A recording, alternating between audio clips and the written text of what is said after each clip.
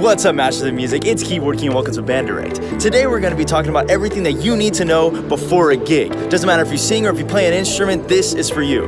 Hopefully by the end of this video, you're going to know everything that I know.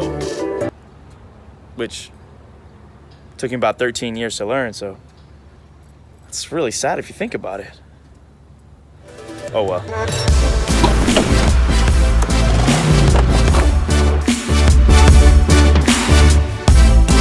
So you got your first gig, congratulations, all right? But maybe you don't know what to expect or what's going on. So no worries, I'm here to help you guys out. So I recently got contacted to play a worship night at Life Church. They have like around 30 or so campuses all around the US, and they invited me to play. So instead of me just sitting down and just telling you everything you need to know for a gig, how about I just bring you along for the ride and you can see firsthand at least how I do it. So let's get to the office and I can break it down some more for you.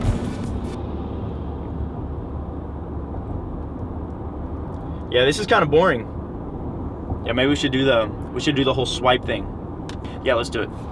Alright guys, we finally made it to the office. Now I just want to remind you, before I get into everything you need to know before a gig, remember this, is that I'm starting from the beginning, okay? A lot of this stuff you probably already know whenever they contact you for a gig, but I'm starting from square one, okay? Now here is the first thing, okay? Know who your music director is. You want to know who you got to contact and make sure that they know the answers that you need, because you don't want to talk to a guy that says, oh yeah, let me find out for you, and he has to ask somebody else. Let's move on. Next, know what instrument you're playing. Yes, I know it sounds stupid, but this slips people's minds. Especially if you're a musician that everyone knows that you can play more than one instrument, that can definitely get confusing. You don't want to be the guy that shows up ready to play keys and they actually have you play guitar. It's not fun, it's actually happened to me before, so just trust me on this one. It's not cool. So, let's check and see. Looks like I am playing keys. Boom. Next. Speaking of keys and guitar players, here's a bonus tip for you guys. Ask if you're the only musician playing that instrument.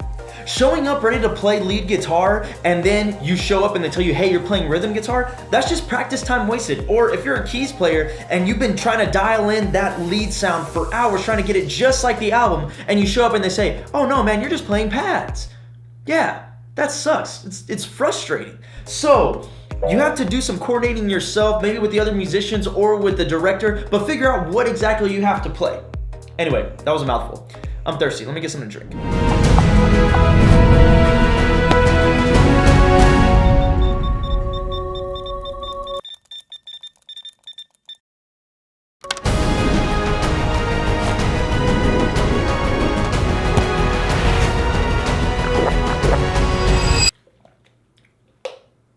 Yeah, no, that doesn't taste as good.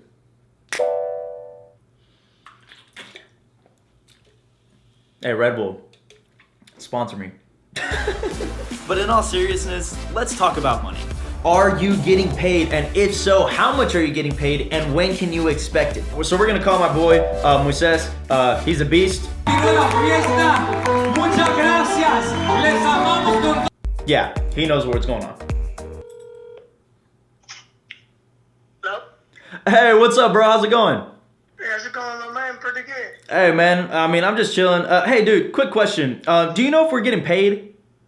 We're getting paid the 15th, I believe. Oh, on the 15th? Yes, sir. All right, dope, man. All right, dude. I'll catch you later, man. Thanks, bro. Okay, thanks. All right, later, man. Bye. Such a cool guy. Make sure that whatever you're doing is worth your time. Let's say you only practice for 30 minutes for 5 days. That sounds about average. And the venue is, let's say, 45 minutes away. And the sound check is an hour and a half before it starts, okay? And you can't pack up your gear until after the event, which lasts about 2 hours. So that is 7.5 hours of total time towards one performance. Let's say they paid you $100, okay? That is about $13.30 per hour. Do the math. It truly helps. On the other hand, if you're volunteering or you're just helping out somewhere, do you, that's perfectly fine. Just don't let anyone take advantage of you. In my experience, churches tend to do this often, unfortunately, and this is coming from a guy who plays at churches often. Shots fired! Dude, shut up. Boss, okay? Anyway, let's move on. So the next thing you gotta know is, what are you playing? Make sure you know the songs and the artists because different artists have different arrangements and so forth. So you don't want to waste time practicing this. Don't pass it. Lose yourself on music's the moment you own it. You better never let it go. You only get one shot tonight. When in actuality, you should have been listening to this. Just let it slip. Yo. His palms are sweaty, knees weak, arms are heavy. There's vomit on his sweater already. Mom's spaghetti. Alright, dude. Chill out. Got it. Alright, perfect. So, time for me to go ahead and find out what I am playing. So, typically a lot of people, they use Planning Center as far as shirts are concerned. So here we go, I have everything here. I have all the songs, as well as I have all of the artists on here, so I'm set to go. The next thing you gotta know is what keys are all the songs in. Now, to a lot of people, maybe this might not be a big deal because you can play in every key. I learned with the Nashville number system, so pretty much any key you tell me and you tell me the numbers, I'll be able to figure it out. But if you're a beginner, this is good to know what keys you are going to be playing in. Also, even if you're not a beginner, let's say that you set up chord triggers and you have them set up on certain keys. You want to know where you have to set those up. If not, you're going to be fumbling on the fly right then and there. Same goes for guitarists. Let's say that you're playing a song and you are focusing on open string kind of movements. Well, what if they change the key and you don't bring a capo? I mean, think about it. Moving right along. Memorize your music when possible, please. Now, if you are gigging every day and you are just reading sheet music and you are sight reading all the time, okay, that's a little unrealistic, okay? I get that. But if you're playing at a church event, at a bar, or at a club, or a place where it's really focused on performance and really being present, memorize your music, okay? Amateurs use stands. Professionals memorize. Let me help you out real quick. Look at this.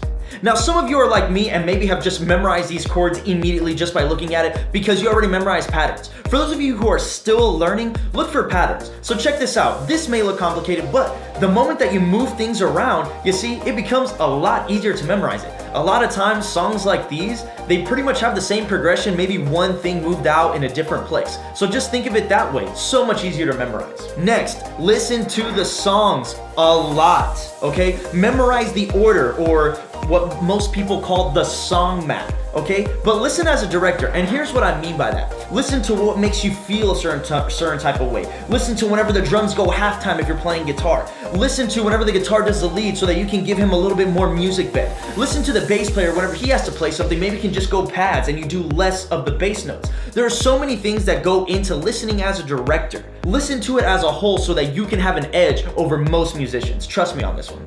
Anyway, moving right along. Are we playing with tracks? I cannot emphasize this enough. This is so important. So on Planning Center, they actually already have all the click tracks here. Maybe this might not be as organized wherever you're going, but make sure to ask. And if you can get your hands on it, get your hands on the track so you can practice with it. So it's good to know because I probably only have maybe about 2 or 3 seconds to actually change patches. So that's another thing to keep in mind. Like if you're a keys player, if you're a singer, maybe you're used to the drummer keeping time for you. That's not gonna be the case if you're playing with the click. There are a lot of times where it's just pad and piano and you're supposed to keep the tempo. So keep that in mind. This is more to keys and guitar players, but it is good for you to ask what is expected of you to play. Because imagine if they're expecting you to do these vocal leads and you're just like, dude, I thought the track was supposed to do that. You don't want to be in that embarrassing situation. All right, the next question here, proceed with caution. In the pro world, this doesn't typically happen, but if you're volunteering or just getting started, pay close attention. Ask who is in the band. You do not want to show up to a band and then that band is not up to par to your skill level. Yes, I said it. Now hear me out for a second, okay? Remember this, when you're on stage, that band is representing you and your brand, and you are representing that band. What is our concept? One band, one sound. You do not know who could be in the congregation, who can be in the audience, what contact you might make. You have no idea. That one gig can scar you or it can catapult you forward. One band, one sound. So in my case, I am not going to ask this. I already know who I am playing with. This church specifically, they are actually known for having a very good praise and worship and very good audio. So I am not going to ask this, but if necessary, you go ahead and do that.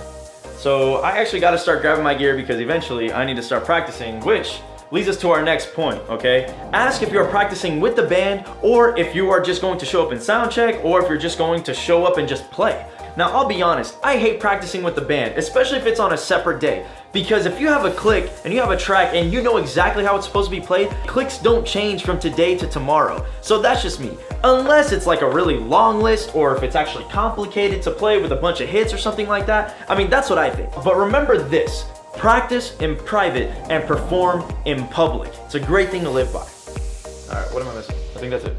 Okay. Oh yeah, I almost forgot. Practice smarter, not harder. Now maybe you're like me and you don't have a really good ear. I'm gonna show you a trick that's probably gonna blow your mind. All right, so let's go. All right, now here is a secret. Hold on to your butts. Hold on to your butts. Jurassic Park reference? No?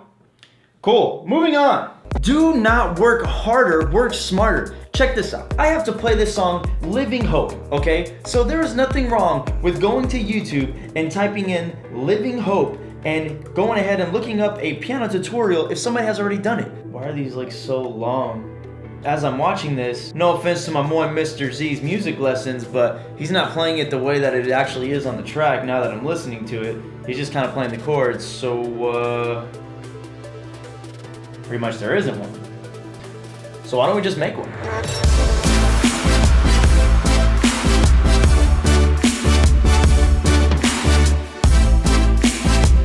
Sweet, now we got it. Now I understand guys, maybe you do not have the ability to go ahead and just knock out a tutorial like I can, but the point is that you can literally look up almost any song and trust me, it's going to be on there. And if not, feel free to comment down below.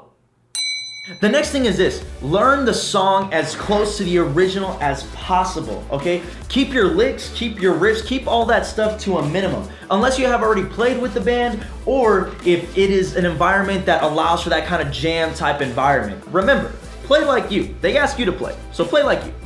I actually need to start practicing, if I'm not mistaken.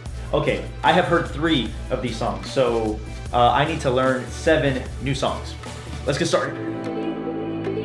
Take your time and just listen to the song before you go to your instrument. A lot of times, something that is really simple, you'll notice it whenever you're just listening to it, as opposed to just hitting different notes, your brain just kind of gets screwed up. At least it helps for me, but anyway, whatever you want. All right, ready to go. So, now the next thing you gotta know is where are you playing, okay? Obviously, you need to know the location of where you are going, but also keep in mind how far it is to take into consideration how much you're charging if you are doing that. So, quick tip. Always ask what time you need to be there. So here's a bonus definition for you, downbeat. Downbeat refers to the kickoff time. It doesn't mean show up at that time, but rather at that time, that is where we need to kick off, downbeat. Next, ask what the dress code is. Every place is different, so make sure to ask before so that you can know what threads you gotta wear, okay? Some places want you to go in suits and some other places want you to just be casual. However, if you ever had a conversation that goes like this, hey, what am I supposed to wear? Just wear whatever you want, bro. Be comfortable, okay? If that happens, try this question. All right, man. What do others typically wear? This is definitely a better question to ask than what's the dress code because they might just look at you all weird. But when in doubt, wear all black. Black never fails. So what I'm going to do is I'm going to go ahead and pack up all of my stuff. What gear is available to me? At weddings, for example, pianos and microphones are typically just readily used. So keep that in mind so you can be prepared for whatever they throw at you. The main thing is you just gotta know what is expected for you to bring and what is expected of them so you won't have any complications. So yeah, let's go. Make sure to bring some in-ears or some headphones and maybe even a 1/4 inch to headphone adapter. The majority of places that you go to, they're probably gonna have in-ear monitors. You can never be too prepared. What's up guys? Totally just made it here now, so it's time to go ahead and get the gear set up. So I wanna say it's gonna take me about 15 minutes, so.